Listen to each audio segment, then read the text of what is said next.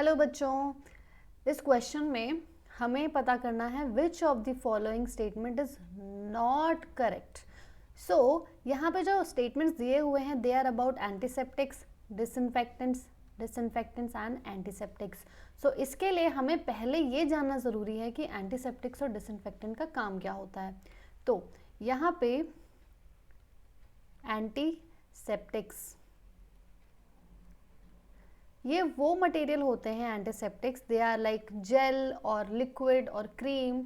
ये वो चीज़ें होती हैं जो हम लिविंग टिश्यूज़ पे लगाते हैं या फिर अपनी स्किन पे लगाते हैं when we feel irritated, burned, या फिर जब हमें चोट लग जाती है तब हम एंटीसेप्टिक्स लगाते हैं।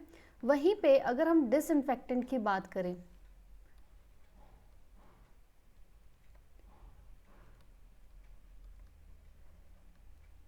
ये जो होते हैं they are also a kind of antiseptics कह सकते हैं, क्योंकि ये भी माइक्रोबियल एक्शंस जो होते हैं उनको स्टॉप करता है और इसका काम होता है हम इसको नॉन लिविंग सरफेसेस पे लगाते हैं।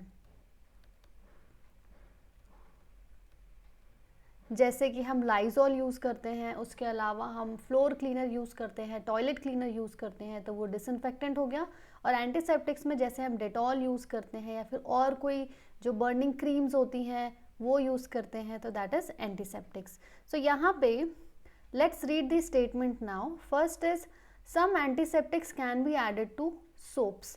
सो येस, एंटीसेप्टिक्स सोप में ऐड किए जाते हैं क्योंकि वो एंटी माइक्रोबियल एक्शंस शो करते हैं।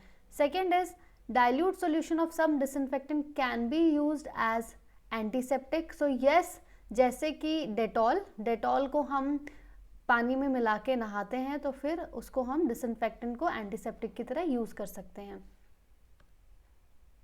Now the third one is disinfectants are antimicrobial drugs. So this is what their basic work is. Now fourth is antiseptic medicines can be ingested. So no, they can only be applied externally. सिर्फ हम उसको बाहर से use कर सकते हैं, उसको हम खा नहीं सकते हैं, हम उसको ingest नहीं कर सकते। तो this statement is wrong.